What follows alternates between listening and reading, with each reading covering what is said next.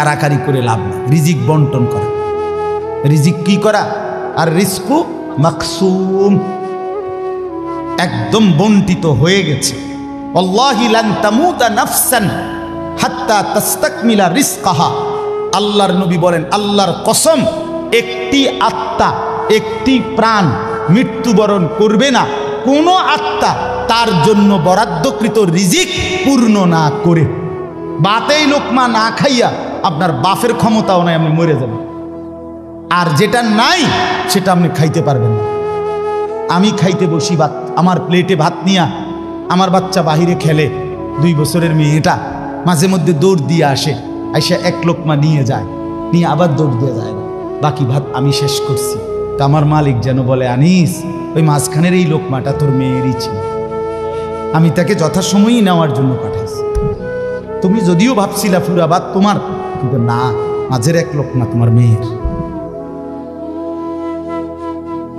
হ্যাঁ, রিজিক বন্টিত হয়ে আছে, রিজিক বন্টিত হয়ে আছে। ইন্না রাব্বি ইয়াবসুতুর রিজকা লিমান ইয়াশা ওয়া ইয়াকদির। আল্লাহ বলে, বান্দা, আমি যাকে ইচ্ছা রিজিক বেশি দেই, যাকে ইচ্ছা রিজিক কমিয়ে দেই, এটা আমার ইচ্ছা, আমার ইচ্ছা। বিশ্বাস, এক বিমানে বিদেশ গেছে, একই কোম্পানির চাকরি করে, এক রুমে থাকে 16 বছর। আইবার পরে আমার পরিচিত একজনে বাড়ি গাড়ি অনেক কিছু করছে, আরেকজনে 16 বছর পরে আইবার সময় আরেকজনের থেকে ফ্যান হাওলাত কইরা টিফিন দেয়ছে। একবার সত্যি নিজে কইছে, কজুর এই ফ্যানটা আরেকজন তে লই আইছে। এক রুমে থাকছে, এক রুম, এক দেশে। এমন হলো কেন? ফায়সালা কোথায়? আরে ফায়সালা কোথায়? এটা বুঝতেই হবে বাপ, এটা বুঝতেই হবে। দুনিয়া নিয়া কারাকারি না, দুনিয়া নিয়া কারাকারি না, দুনিয়া নিয়া কারাকারি না, দুনিয়ায় সেই যাবে। দাওয়াত ও তাবলীগের বিশ্ববিখ্যাত মুরব্বী ছিলেন, আহা, সোনার মানুষ ছিলেন, আলোকিত মানুষ ছিলেন হযরত মাওলানা উমর পালনপুরি রাহমাতুল্লাহ আলাইহি। উনি বলতেন, বাপ, মসজিদের ছাদে মনে করেন 500 লিটারের একটা পানির টাঙ্কি, আর নিচে 5টা ট্যাপ অজু করার জন্য দিছে। তো হযরত উদাহরণ দিতেন আর কি, যে 5টা ট্যাপ দিয়ে মানুষ অজু করে, এখন পানি শেষ, অজু করতে করতে পানি কি হয়ে গেছে, আর কয় লিটার শেষ হয়েছে। আচ্ছা, এখন মুসল্লি একটু বেশি দেখা মসজিদ কমিটি বলল যে না, কষ্ট হয় 5টা ট্যাপে অজু করতে, মুসল্লিদের আরও 5টা ট্যাপ লাগান। তো আরও 5টা ট্যাপ লাগাইছে। এখন ট্যাপ হয়েছে কয়টা? এখন মুসল্লিরা উজু করে 10টা ট্যাপ দিয়া পানি শেষ হয়েছে। এখন পানি শেষ হয়েছে কয় লিটার? ধরো মিয়া, আগে না 5টা থাকতে না 500 লিটার, এখন 1000 লিটার। কি লেগে 1000 লিটার? এই কথাটা বুঝছেন কি না বলেন? ওইখানে টাঙ্কি কয় লিটার, এনে ট্যাপ যদি আরো 10টাও বাড়ায়, পানি শেষ হয়েছে কদ্দুর? এই কথা, এটা আপনি যত দাম দেয় বাড়ান, শেষ হইতেন তো একত্র করলে এই 18টি 318 অথবা কি 9 দুগুণে 18। কথা বুঝছেন? হয়তো 3খানে 6 করে 18 হয়েছে, আর অথবা 9 9 18 হয়েছে, আর অথবা ডাইরেক্ট 18। তার মানে 18 ঠিক, হয়তো 318 অথবা 9 দুগুণে 18 অথবা ডাইরেক্ট কি, মানে আমনে দামদা বাড়াইয়া লাভ নেই। বাড়াইতে হইব ওই টাঙ্কি আসমানে, বাড়াইতে হবে। কোরআনুল কারীমে স্পষ্ট কোরআনের আয়াত আছে, অফিস সামাই রিজকুকুম। একটা ডাইরেক্ট বাংলায় কইছে আল্লাহ। আমার শায়েখ আরিফ বিল্লাহ হাকিমুন নফস আল্লামা মুফতি মুশতাকুন নবী কাসিমি, এ হুজুর মাঝে মাঝে মহব্বতে এই কথাটা বলে। কোনো কথা একদম খুব স্বাভাবিকভাবে যখন আল্লাহ বলছেন, মনে হয় যেন বাংলায় বলছে। আল্লাহ বলে, অফিস সামাই রিজকুকুম, বান্দা, তোমাদের রিজিক আসমানে, আসমানে, আসমান। কোথায় বলেন না? এ খেতে না, গার্মেন্টসে না, মেলে না, ফ্যাক্টরিতে না, এগুলো সব আল্লাহর ফায়সালায়, আসমানি ফায়সালায় এখানে উৎপাদিত হচ্ছে। আল্লাহ আমাদেরকে বুঝ দান করেন। আমি আমার এই কথাটাই হৃদয়ের সবটুকু দিয়ে বুঝাইতে চেষ্টা করলাম। শুধু কেবল দুনিয়া নিয়ে কারাকারি করা না, শুধু নিয়ে দুনিয়া নিয়ে ব্যস্ত না জিন্দিগি। বাপ আমার, যুবক ভাই তোমার কাছে আমার অনুরোধ, মুরব্বী বাবা আপনাদের কাছে আমার অনুরোধ, কাজে লাগাইলেও এই হায়াত নষ্ট করে দিল এই হায়াত, বন্ধু গড়লেও এই হায়াত নষ্ট করলেও এই হায়াত। না আপনি আবার ফিরে আসবেন, না আমি আবার ফিরে আসব। দোস্ত আমার, হায়াতকে কদর করে, জিন্দিগিকে কদর করে। আর আসবেন না আপনিও, আর আসবো না আমিও। এবার আমার এই আয়াতের তর্জমাগুলো শুনেন, তাহলে আমার কথা শেষ। আমি কয়েকটা আয়াত, ছোট্ট ছোট্ট আয়াত, 15টা আয়াত পড়ছি। অল্প সময় আমি কথা শেষ করে দিচ্ছি। মূলত এখানে 29 নম্বর পারা, কোরআনুল কারীমের 75 নম্বর সূরা। সূরাটার নাম হলো কিয়ামা, মানে কিয়ামত। কিয়ামত আর কি, এই শব্দটা এই সূরাটার নাম। কোরআনুল কারীমের মধ্যে পুরা কোরআনে 30 পারা কোরআনে মৌলিক আলোচ্য বিষয় হলো 3টা, মোটা দাগে। এই 3টারই বিস্তারিত আলোচনা ব্যাখ্যা হলো কোরআন। 3 কথা মূল আলোচনা কোরআন: তাওহীদ, রিসালাত, আখিরাত। কোন তো কি কইছি? এই 3 কথা পুরা কোরআনের বক্তব্য। এই 3 কথা আমাদের প্রিয় নবী সাল্লাল্লাহু আলাইহি সাল্লামের 23 বছরের সমস্ত কথা, জিন্দিগির খোলাসা। বুঝছেন কিনা? পুরা ইসলামের সারাংশ এই 3টা কথা: তাওহীদ, রিসালাত, আখিরাত। তাওহীদ কি? তাওহীদ হলো লা ইলাহা ইল্লাল্লাহ, এই ঈমান, এই কালেমা। লা ইলাহা ইল্লাল্লাহর যত দাবি, লা ইলাহা ইল্লাল্লাহ এটা আপনার কাছে যা যা দাবি করে এই সবটা আদায় করা, পালন করা, এটা তাওহীদ। লা ইলাহা ইল্লাল্লাহ এই কথা আপনার কাছে দাবি করে শুধু এই শব্দটা মুখস্থ রাখবেন আর বাকি যা মন চা তাই করবেন, এটা না। লা ইলাহা ইল্লাল্লাহ আপনার কাছে দাবি করে যে তাওহীদ মানে একত্ববাদ। এক আসমানে, 7 আসমানে, 7 তবক জমিনে, কায়নাতের যেখানে যা তা হচ্ছে শুধু একজনের ইচ্ছায়, তিনি আল্লাহ।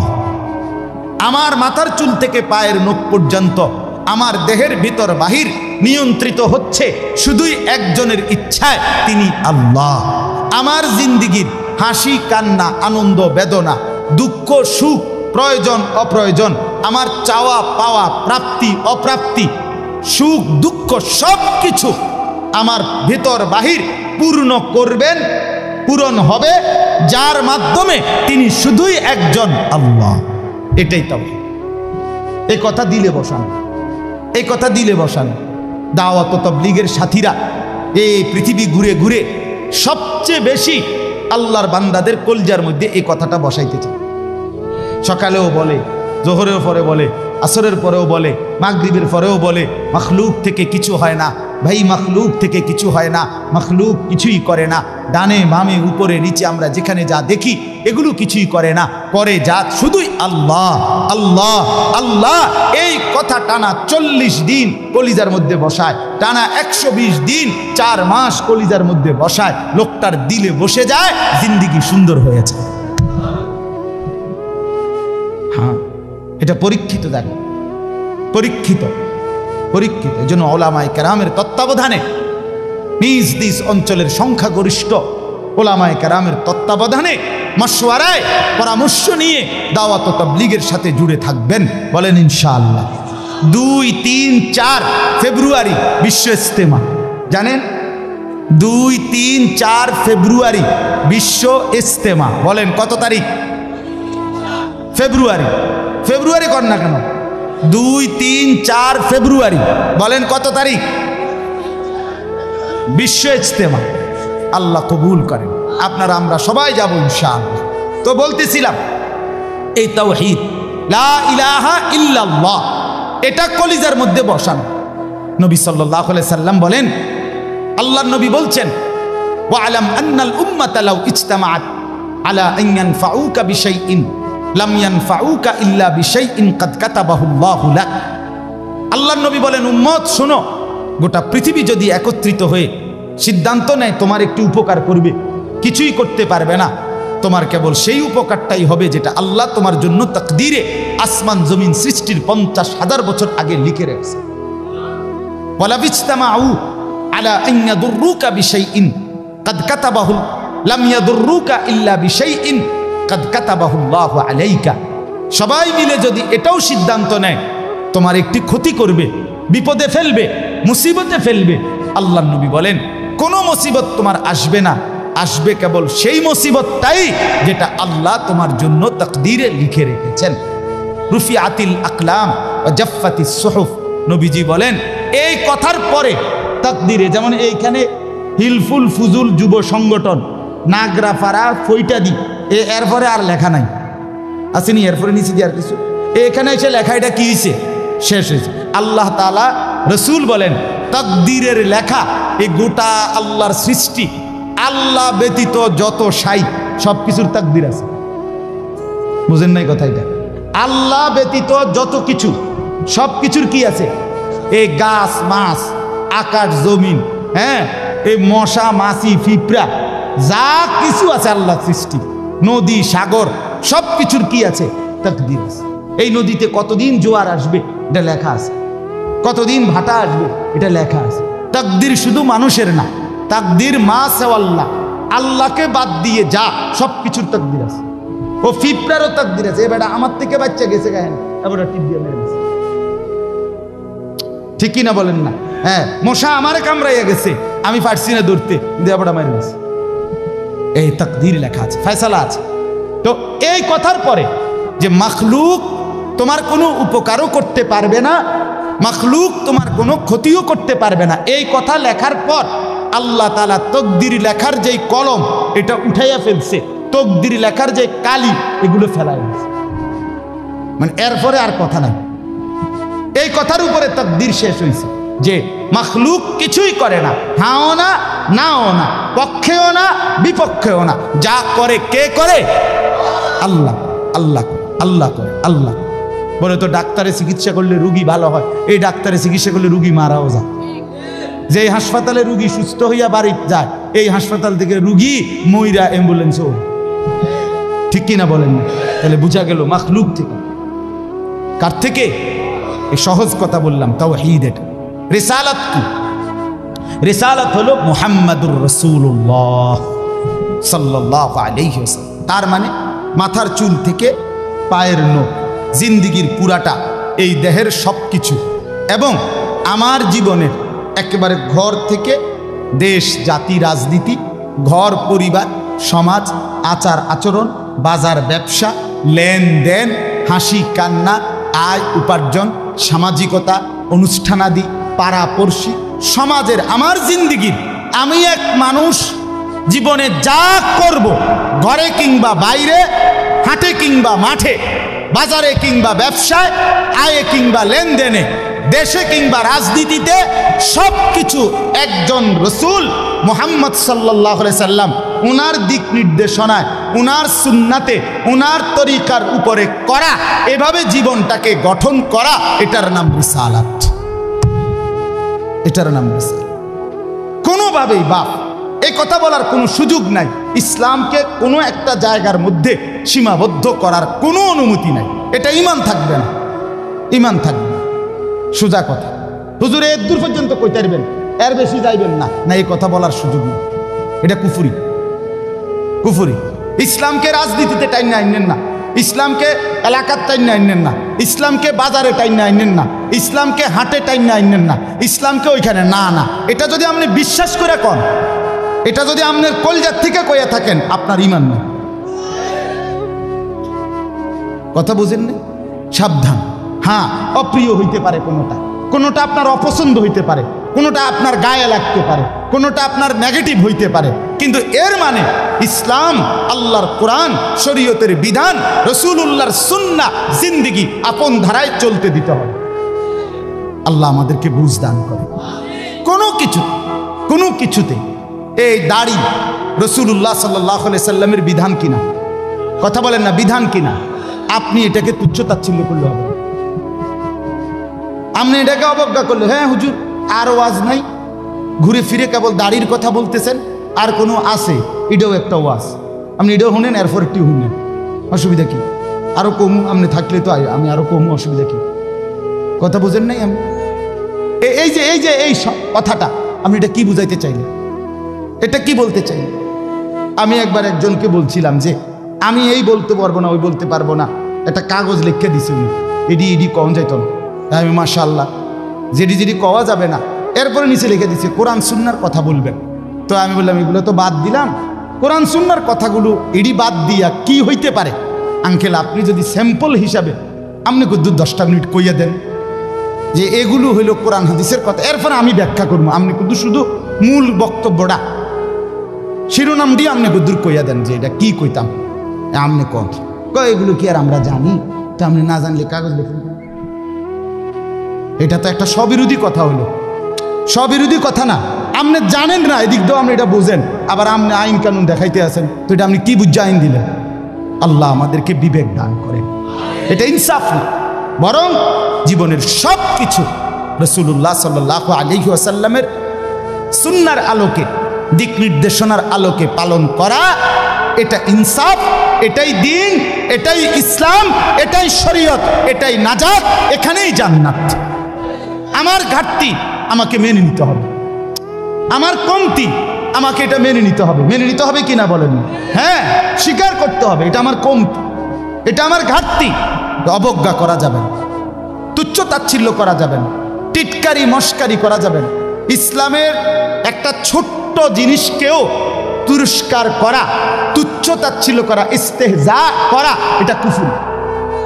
আপনি জিজ্ঞাসা করেন ওলামায়ে কেরাম, এটা শরহে আকায়েদের মাসআলা, কুফরি। আমনে দাড়িকে, মেসওয়াককে, টুপিকে, পাঞ্জাব, যা কিছু ইসলামের নিদর্শন, তার একটি জিনিসকেও আপনি অবজ্ঞা করতে পারবেন না।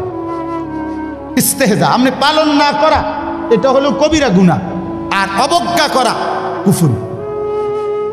একদিন মসজিদে মুয়াজ্জিন বেচারা পাগড়ি মাথা দিতেছে, ভদ্রলোক পয়সাওয়ালা মাতবরে এনে খাড়াইয়া এক পাশে প্রথম কাতারে, সে বলতেছে এই সমস্ত তেনাতুনা বান্ধনের টাইম এখন আসেনি।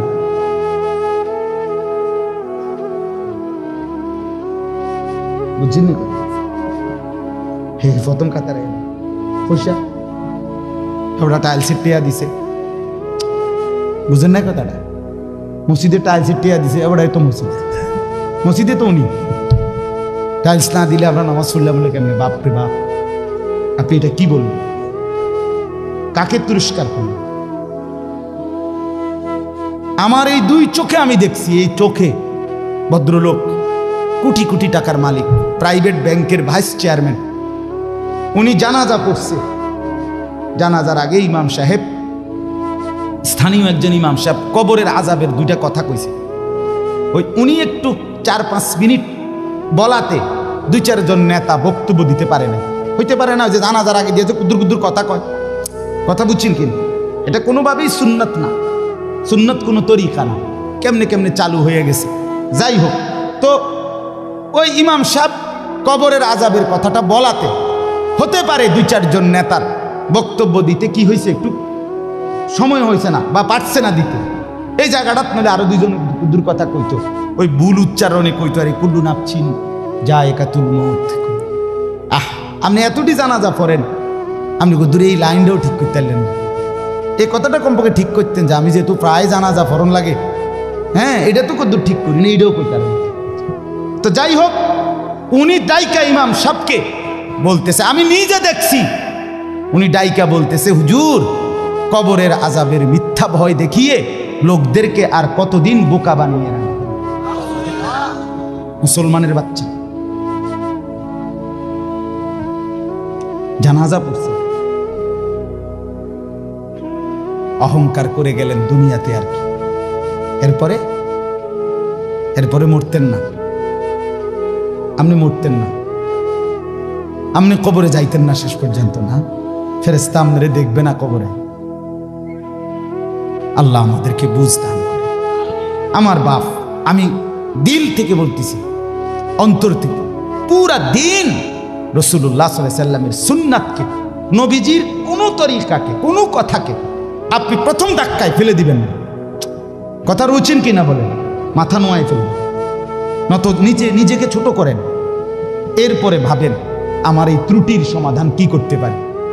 ঠিক কিনা বলেন? না আল্লাহর কাছে বলেন, মাওলা আমি যে এই কারণে পারতেছি না, আপনি তৌফিক দেন, আপনি সুযোগ দেন, আপনি ব্যবস্থা করেন। আল্লাহ চাইলে ব্যবস্থা করেন। তাহলে রিসালাত। 3 নাম্বার হলো আখিরাত। 3 নাম্বার হলো কি? আখিরাত মানে জীবনের সব কিছুকে আখিরাতকে মাথায় নিয়ে আমাকে মরতে হবে। কবর, হাসর, মিজান, ফুলসিরাত, আমার হিসাব, আমার আমলনামা, ফুলসিরাত পার, জান্নাত কিংবা জাহান্নাম, এইটাকে মাথায় রাখেই আমার হাঁটা চলা, আয় উপার্জন, স্ত্রী সন্তান, সংসার, আমার চলা ফেরা, আচার অনুষ্ঠান, বাজার ব্যবসা, লেনদেন, মানে কোনো কিছু করতে গিয়ে আমার যেন আখিরাত ক্ষতিগ্রস্ত হয়। ওয়া ইন্না দারাল আখিরাতা লাহিয়াল হায়াওয়ান। আল্লাহ বলছে বান্দা ওই আখিরাতটাই হলো বেঁচে থাকা। দুনিয়া তামাশা। কোরআনের স্পষ্ট আয়াত, ওমা হাদিহিল হায়াতুদ দুনিয়া ইল্লা লাহবুন ওয়া লাইব। আল্লাহ বলছে বান্দা দুনিয়া আর কিছুই নয়, শুধুই তামাশা, শুধুই খেলাধুলা। অতএব দয়া করে, আমার সময় নাই, আমি আর বাড়াতে পারছি না, কিন্তু এই কথাটাই আপনাদেরকে বুঝাইতে চাই, আমার সব কিছুর মধ্যে আখিরাতকে সাথে নিয়ে, সামনে নিয়ে যদি জীবন চালাই, আল্লাহর কসম দুনিয়ার সব প্রয়োজন পূরণ হবে, আখিরাতের জান্নাতও মিলে যাবে। আপনি ঠকবেন না বাপ। ফজরের নামাজ পড়লে কেউ ঠকে না, 5 ওয়াক্ত নামাজ পড়লে কেউ ঠকে নাই দোস্ত। হারাম উপার্জন করে কেউ লাভবান হয় নাই। গুনাহ কাউরে তৃপ্তি দেয় না। গুনাহ কাউরে, কোনো সুদখোর তৃপ্তিতে নাই, কোনো ঘুষখোর তৃপ্তিতে নাই, কোনো কিস্তিওয়ালা তৃপ্তিতে নাই। 90,000 টাকা ইনকাম করে, 60,000 70,000 মাসে ন্যূনতম কামাই। আমি নিজে জিগাইছি, কাকু কিস্তি কয়টা? 60টা। কিস্তি চলে 60টা, মাসে ইনকাম 70,000। তাহলে 70,000 টাকা ইনকামের পরে যদি কিস্তি চলে 60টা, আমার মসজিদের ইমাম সাহেবের বেতন 10,000 8,000, এবার আর কিস্তি চলার কথা কয়টা? কিন্তু ইমাম সাহেবের কোনো কিস্তি নাই। ঠিক কিনা বলেন না? ইমাম সাহেব কিস্তিও নেয় না, এশার নামাজের পরে ফজর পর্যন্ত চুরিও করে না, ডাকাতিও করে না। বেটা মালিকের ঘরে সেজদা করে, আল্লাহর ঘরের গোলামি করে, খোদার 30 দিন 10,000 টাকা দিয়ে বউ বাচ্চা নিয়ে ইজ্জতের সাথে হাসি মুখে ধোয়া সাদা পরিষ্কার পায়জামা পাঞ্জাবি পরে আল্লাহর জিন্দিগি, আল্লাহর দুনিয়ায় জিন্দিগি কাটায় ফেলে। ওনার কিস্তি লাগে। আমার একবার একজনে কইছে, হুজুর রে আল্লাহ চালা, এরকম কইছি, আর একজন কইয়ে উঠছে, আর আমি কিন্তু আপনার কি ইবলিসে চালায়, আপনার কি শয়তানে চালাইনি? কথা বলেন না কেন? তো যে আল্লাহ হুজুর রে 80,000 টাকা দিয়ে চালাইতারে, আমনেরে চালাইতে 80,000 লাগে কেন? আমনের কিস্তি 4টা লাগে কেন? আমনে মূলত শয়তানের হাতে নিজেকে তুলে দিছেন। আল্লাহর হাত থেকে ছুটাইয়া নিয়া কার হাতে দিছেন? ইবলিসের হাতে। ইবলিসের হাতে। আপনি সুখ পাইতেন না, মনে রাখেন। আমি লিখকে দিলাম, সিল মাইরা দিলাম, আমার সিল আছে, সুন্দর সিল, ওই যে কম্পিউটার সিল যেটা থাক, আমার এডি সিল আছে। আপনি সুখ পাইতেন না, আপনি তৃপ্তি পাবেন না। গুনাহ তৃপ্তি দেয় না। এক সাগর, আটলান্টিক মহাসাগরের সব পানি যদি কোনো নেশাখোর, মদখোর, কোনো গাঞ্জাখোরকে দেওয়া হয়, সব পান করার পরেও তার তৃপ্তি হবে না। কিন্তু 1 গ্লাস পবিত্র পানি পান করে তৃপ্ত হয়ে যায় হালাল। সারা পৃথিবীর 100 কোটি নারী যদি আজকের অসভ্য উলঙ্গ ছবি দেখে, যেই যুবক এরে যদি 100 কোটি নারীও উলঙ্গ করে দেখায়, কসম আল্লাহর, এই জানোয়ারের তৃপ্তি হবে না। কিন্তু একজন পুরুষ 70 বছর 90 বছর একজন হালাল স্ত্রী দিয়া তার জিন্দিগি কাটায় ফেলে। হালাল তৃপ্তি দেয়, হারাম কি দেয় না। আল্লাহ আমাদেরকে বুঝ দান করে। অতএব আখিরাতকে বাদ না দেওয়া। যুবক বন্ধু তুমিও না, বুড়া বাপ আপনিও না, পর্দার আড়ালের মা বোন আপনারাও না। আল্লাহ আপনাদেরকে তৌফিক দেন, আল্লাহ আপনাদেরকে কবুল করেন। এই আয়াতগুলোতে আল্লাহ আখিরাতের কথা বলছে। আমি শুধু এক টানে তর্জমা বলছি, লা উকসিমু বিয়াউমিল কিয়ামা। আল্লাহ বলেন আমি কসম করছি কিয়ামতের দিনের। ওয়ালা উকসিমু বিন নাফসিল লাওয়ামা। সাথে সাথে আমি আল্লাহ কসম করছি ওই অন্তরের যেই অন্তর মানুষকে গুনাহের কারণে তিরস্কার করে নেক কাজে উৎসাহিত করে। সুবহান। আয়াহসাবুল ইনসানু আল্লান নাজমা ইজামা, আল্লাহ বলে মানুষ তোমরা কি ভেবেছ, তোমরা কি এই মনে করো আমি আল্লাহ কবর থেকে ছড়িয়ে ছিটিয়ে যাওয়া হাড্ডি গোশত যেগুলো ছিন্ন ভিন্ন হয়ে নিঃশেষ হয়ে গেছে আমি সেগুলোকে একত্রিত করতে পারবো না? সুবহান। আল্লাহ বলে বালা কাদিরিনা আলা আন নুসাব্বিয়া বানানা। এক মিনিট, এই যে ফিঙ্গার দেয় যে বোঝেননি, ফিঙ্গার নেয় না এমনি ফিঙ্গার, এই এতটুকু জায়গার মধ্যে 800 কোটি মানুষ যদি ফিঙ্গার দেয়, এই জায়গা একরকম একই সাইজের এই বৃদ্ধাঙ্গুলির এটা, কিন্তু 800 কোটি ফিঙ্গার ভিন্ন ভিন্ন। আচ্ছা এই এদুর জায়গার ভিতরে 800 কোটি ডিজাইন কেমনে করবে? বুঝেন না কথাটা? জায়গাতেই করবে। এটার ভিতরে আপনি কয়টা আঁক দিয়ে কয়টা আলগা আলগা করতেন পারবেন, করেন না আপনার 30টা নাহলে 300টা, 800 কোটি কেমনে করলো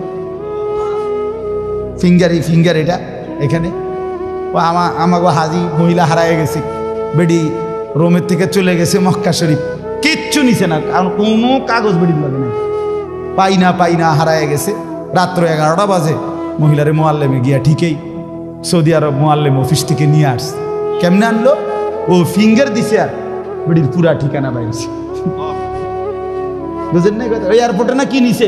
ফিঙ্গার নিছে। তাইলে আল্লাহ বলেন বান্দা আমি আল্লাহ শুধু হাড্ডি গুড্ডি ফেরত দেব না, ফিঙ্গারও ফেরত দেব। বালা কাদিরিনা আলা আন নুসাব্বিয়া বানানা।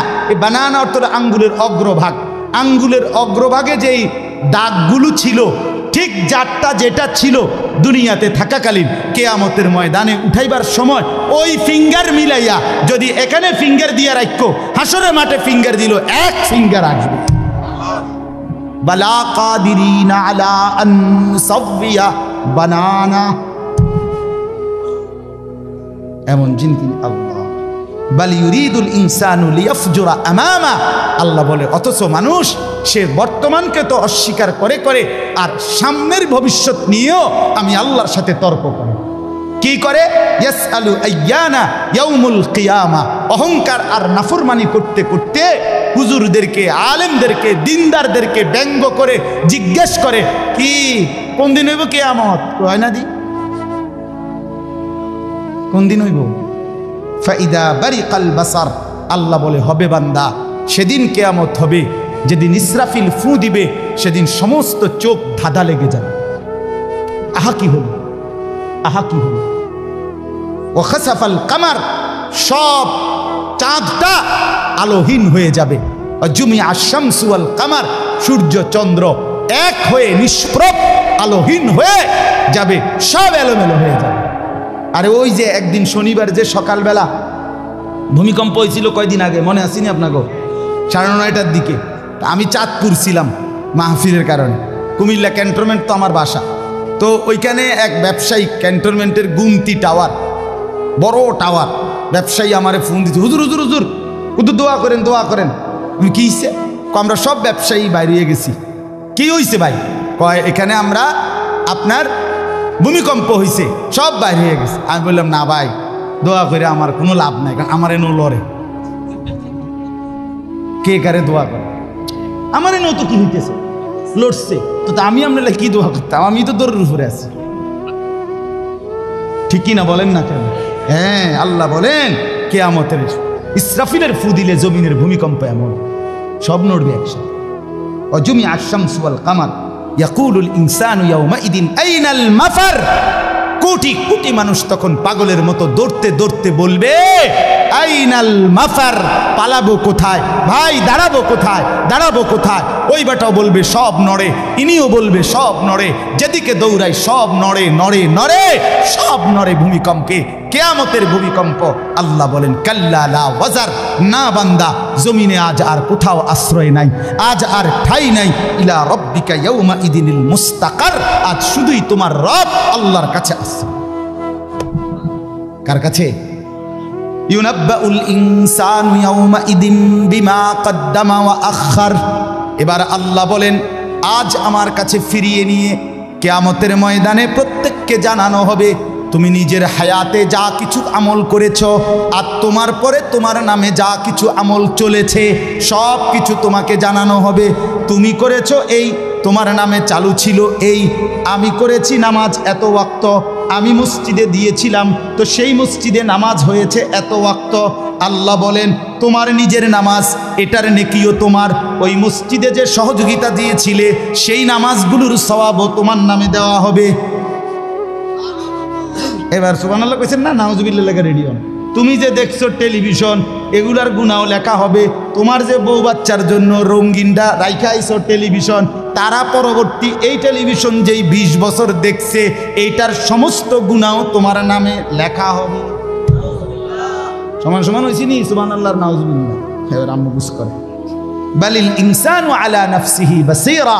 আল্লাহ বলে শুধু জানাবো না, বরং প্রত্যেকটা মানুষ নিজের আমলনামা নিজের চোখেই দেখতে। ওয়ালাউ আলকা মাআযীরা, যদিও সে নিজের আমলনামা দেখে নানা উজর আপত্তি ছলছাতুরি করতে চেষ্টা করবে, আল্লাহ এদিনই না তো না, ঠিক আছে কিন্তু এইভাবে বুঝি করছি। আরে কি তো শুক্রবারটাও তো পাইতেছি না, শুক্রবার ওদের নাই। ফেরেশতা বলবো দোস্ত শুক্রবারে আইছিলা ঠিক, অজু হয়েছে না দেখে লিখছি না। শুক্রবারে আইছিলা ঠিক, কিন্তু ওই যে খুতবার সময় তো জিমাইছ, তোমার তো হোক বা নাই, তুমি খারাই গেছো, ওই হয়েছে না বাদ সদর বদরেরই। হ্যাঁ, আল্লাহ বলেন বান্দা ওজোর পেশ করবে কিন্তু আমি তার কোনো ওজোর শুনবো না। আল্লাহ আমাদের প্রত্যেককে আখিরাতের জন্য প্রস্তুতি নেওয়ার তৌফিক দান করেন। আমরা বাঁচবার উপায় নাই, আমরা আড়াল করবার উপায় নাই, লুকাইবার কোনো সুযোগ নাই। আছে কি কোনো সুযোগ? অতএব দোস্ত আমার, লা ইলাহা ইল্লাল্লাহকে মেনে নেন, মুহাম্মাদুর রাসূলুল্লাহকে জীবনে পুরা জিন্দেগি রাসূলের সুন্নাতকে গ্রহণ করেন, আখিরাতের জন্য প্রস্তুতি নেন। আল্লাহ তৌফিক দেন, আল্লাহ কবুল করেন। যুবক ভাই 5 ওয়াক্ত নামাজ পড়ো, ফজরের নামাজ কষ্ট করে হলো পড়ো। মোবাইলের উলঙ্গ ছবি, নাচ গান, নর্তকী দেখা ছেড়ে দাও দোস্ত আমার। বাপ চাচারা বিড়ি সিগারেট খাওয়া বন্ধ করে দেন, চায়ের দোকানের আড্ডা বন্ধ করে দেন। হায়াতের শেষ টাইমটা আল্লাহর তাসবিহ, কোরআনুল কারীমের তেলাওয়াত আর তাহাজ্জুদ নামাজ পড়ে জিন্দেগিটা কাটান। পর্দার আড়ালের মা বোন নিজের ইজ্জত, নিজের পর্দা, নিজের সতীত্ব, নিজের সম্ভ্রমের কদর করেন। বোন আমার, মা আমার, বিবি আমার, বোন আমার, আল্লাহর দোহাই বলি, যে নারীর পর্দা নাই, যে নারীর ইজ্জত নাই, যে নারীর সম্ভ্রম নাই, তার কিচ্ছু নাই, কিচ্ছু নাই, কিচ্ছু নাই। এটা প্লাস্টিক, এটা শোপিস, এটা উপঢৌকন, এটা উপভোগের একটা বস্তু যেটাকে দর্শক শুধু দেখে আর মজা নেয়। আল্লাহ আমাদের মা বোনদেরকে ইজ্জতের কদর বুঝবার তৌফিক দান করেন। আজকের যুবকদের এই মাহফিল আল্লাহ কবুল করেন, আমিন।